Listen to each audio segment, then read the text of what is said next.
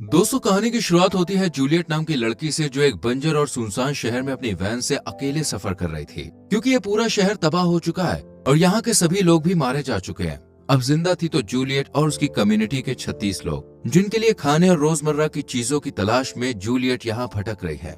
Van में Juliet के साथ एक बंदूक, कुछ फ्लेयर्स और अपने पति की फोटो है, जिसे वो बहुत मिस करती है। कुछ दूर चलने के बाद जूलियट की नजर एक गैस स्टेशन पर पड़ती है और वो वहाँ कुछ देर रेस्ट करने की सोचती है।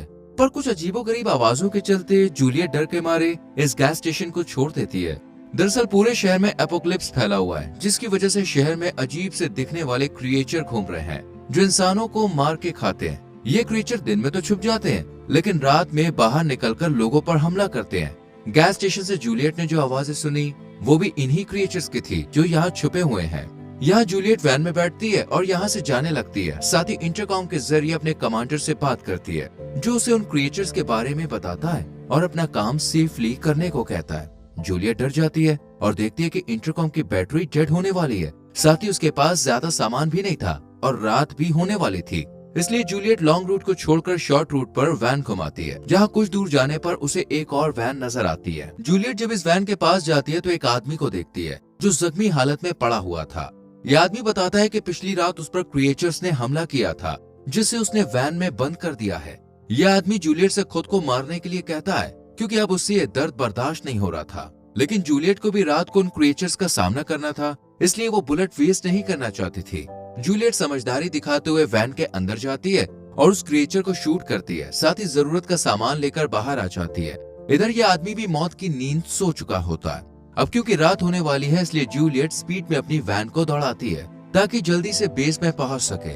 पर इसी बीच उसकी नजर अपने पति की तस्वीर पे पड़ती है, जिसे देखकर वो डाइवर्ट हो जाती है, जिससे उसकी वैन का एक्सीडेंट हो जाता है और सीन सीधा शिफ्ट होता है पास्ट में। यह एपोक्लिप्स से पहले का टाइम है, जब सब कुछ खुशहाल है।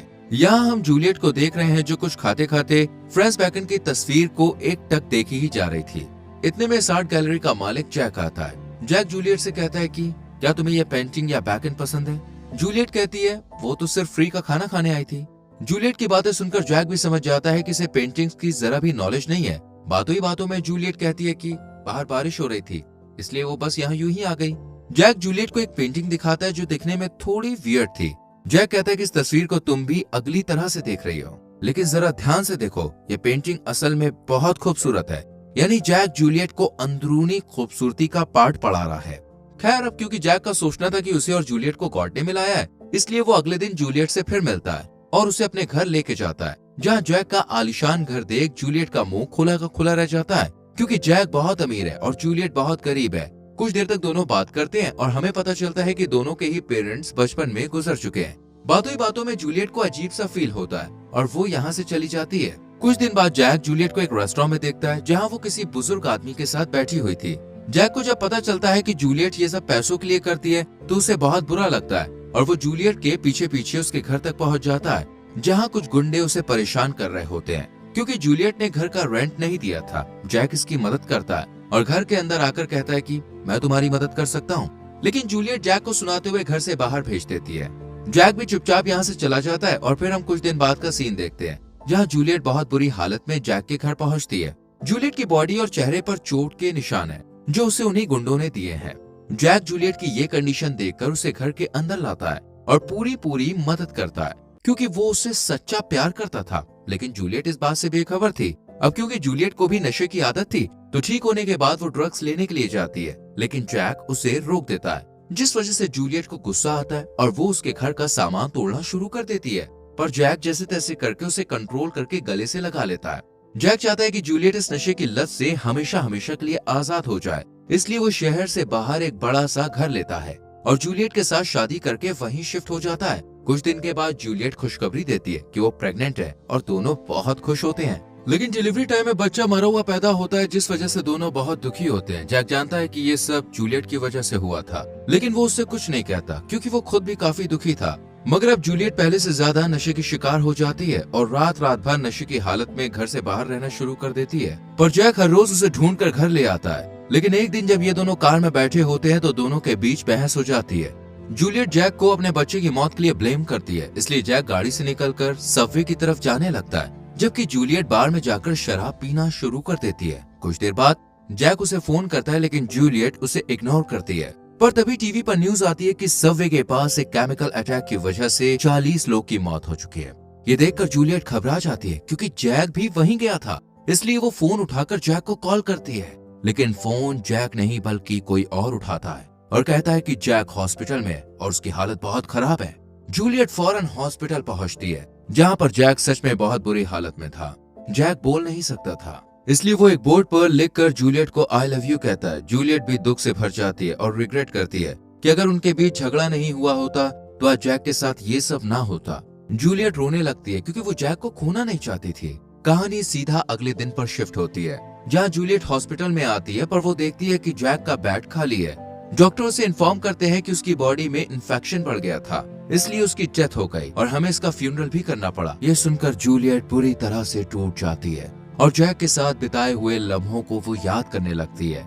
जूलियट अब बिल्कुल अकेली है और इसी के साथ कहानी एक बार फिर से प्रेजेंट टाइम में शिफ्ट होती है, जहाँ जूलियट को होश आ रहा है, लेकिन उसका पैर वैन में अटक चुका है। जूलियट को पास में पड़ी गन भी नजर आ रही है, जिसे खींचने के लिए वो एक वायर की मदद लेती है और कामयाब नहीं हो पाती। आखिरकार जूलियट हिम्मत करती है और दर्द को सहते हुए अपने पैर को बाहर निकाल लेती है और देखती है कि उसके पैर की हड्डी टूट चुकी है और वो बाहर आ रही है। दर्द बहुत हो रहा था, पर जूलियट उस पर अल्कोहल डालकर अपने ही हाथ की हड्डी को अंदर करके पैर को बांध लेती है। साथ ही रेडियो के जरिए बेस से कांटेक्ट करने की कोशिश करती है, लेकिन उसकी किसी से बात नहीं हो पाती। अपनी सेफ्टी के लिए जूलियट बंदूक को जल्दी से उठाती है और वापस से वैन में आ जाती है, क्योंकि रेडियो की आवाज से अट्रैक्ट होकर एक अजीब सा क्रिएचर वहां आ चुका था। ये बिल्कुल इंसानों के जैसा था, लेकिन अगली शक्ल वाला। असल में ये सभी क्रिएचर पहले इंसानी थे, लेकिन उस धमाके की वजह से बचने वाले सभी इंसान क्रिएचर में बदल गए और ये वही धमाका था जिसमें जैक की मौत हुई थी। इधर जूलियट को रेडियो पर बेस से कुछ आवाजें आती हैं, पर इससे पहले कि उसकी किसी से भी बात हो पाती, उसकी आवाज सुनकर ये क्रिएचर भी जूलियट के पास आना शुरू कर देते हैं, जिससे बचने के लिए जूलियट रेडियो को बाहर फेंक देती है और क्रिएचर भी उस रेडियो को उठाकर दूर फेंक देता है। इसके साथ ही जूलियट कुछ लाइट्स को बाहर फेंकती है ताकि इनकी लाइट से रेडियो को देख सके, पर बुरी किस्मत के लाइट्स के चलते इस क्रिएचर की नजर भी जूलियट पे पड़ती है और वो जूलियट पर हमला करने के लिए आगे बढ़ता है। जूलियट भी उस क्रिएचर को देख लेती है, इसलिए वैन में बैठकर गन पॉइंट पर उसका इंतजार करती है, पर ये क्रिएचर पीछे से आकर जूलियट को पकड़ लेता है। लेकिन तभी जूलियट वैन का एक्सीलेटर दबा देती है, जिस वजह से क्रिएचर डर जाता है और जूलियट को छोड़ देता है। लेकिन कुछ देर बाद वो दोबारा हमला करता है और इस बार जूलियट उसे शूट कर खुद से दूर कर देती है। इतने में बेस से रेडियो पर कॉल आता है और वो जूलियट को अपना ट्रैकिंग डिवाइस ऑन करने को कहते हैं ताकि वो उसे लोकेट कर सके। जूलियट भी ऐसा ही करती है, पर बाहर वो क्रिएचर अब भी उस पर हमला करने की फिराक में था। अपनी इसी कोशिश में ये क्रिएचर वैन का सामने वाला शीशा तोड़ने में कामयाब हो जाता है और जूलियट पर हमला करने के लिए आगे बढ़ता है, पर इस बार जूलियट वैन की हेडलाइट जला देती है, जिससे ये क्रिएचर भाग जाता है क्योंकि ये ज्यादा रोशनी में नहीं रह सकते थे।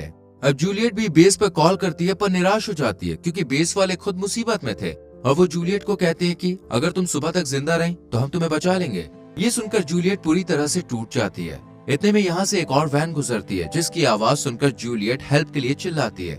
जूलियट की आवाज सुनकर एक आदमी उसके पास आता है, लेकिन उसे बचाने की जगह उसे मारने की कोशिश करता है, क्योंकि ये चोर और गुंडे थे जो लोगों को लूट के मार डालते थे। पर इतने में यहाँ वही क्रिएचर आता है और इस गुंडे को मारकर खाने लगता है। ये देखकर जूलियट बहुत ज्यादा घबरा जाती है, क्योंकि ये नजारा वाकई में बहुत डेंजरस था, इसलिए वो खुद को ही शूट करने का डिसाइड करती है, लेकिन हिम्मत न होने पर रुक जाती है और इन क्रिएचर्स का मुकाबला करने का डिसाइड करती है और फ्लेयर्स पेट्रोल की केन लेकर बाहर आती है और फ्लेयर्स चलाना शुरू कर देती है। पर रोशनी देखकर क्रिएचर्स जूलियट के पास आता है, लेकिन पेट्रोल कैन के पास आते ही जूलियट उसमें शूट करती है और पेट्रोल कैन फट जाती है, पर ये क्रिएचर बच जाता है और जूलियट पर अटैक करता है, लेकिन जूलियट उसे शूट कर देती है और क्योंकि वो बहुत थक चुकी थी इसलिए खुद भी वहीं लेट जाती है और उसकी यहीं आंख लग जाती है। सुबह होने वाली थी, तभी क्रिएचर की आंख खुलती है और वो जूलियट के करीब आता है। जूलियट घबरा जाती है, लेकिन वो उसे शूट नहीं कर पाती क्योंकि उसकी बंदूक की गोलियां खत्म हो चुकी हैं। वही क्रिएचर भी जूलियट को नुकसान पहुंचाने की जगह उसको बिल्कुल वैसे ही टच करता है जिसे जैक किया करता था। ये देखकर जूलियट समझ जाती है कि जैक उस दिन मरा नहीं था, बल्कि वो भी क्रिएचर बन गया था और पिछली रात वो जूलियट की रक्षा कर रहा था, जबकि जूलियट कुछ और ही समझ रही थी। इसी बीच जूलियट को जैक की वो अगली पेंटिंग वाली बात याद आती है और वो समझ जाती है कि उन्हें गॉड नहीं मिलाया है। साथ ही वो जैक से कहती है कि वो भी उसे सच्चा प्यार करती है, लेकिन अब जूलियट खुद को और जैक को शूट करके मार डालती है क्योंकि वो नहीं चाहती थी कि जैक किसी और को नुकसान पहुंचाए। और इसी के साथ ये कहानी यहीं पर खत्म हो जाती है। तो दोस्तों, कैसी लगी सच्चे प्यार, हॉरर और इमोशन से भरी ये मूवी? कमेंट करके जरूर बताएं। वीडियो अच्छी लगी हो तो लाइक करके शेयर करें और चैनल को सब्सक्राइब करके बेल आइकॉन प्रेस करें, जिससे आने वाली वीडियोस मिस ना हो। मिलते हैं आपसे अगली वीडियो में। Till then, bye bye, take care.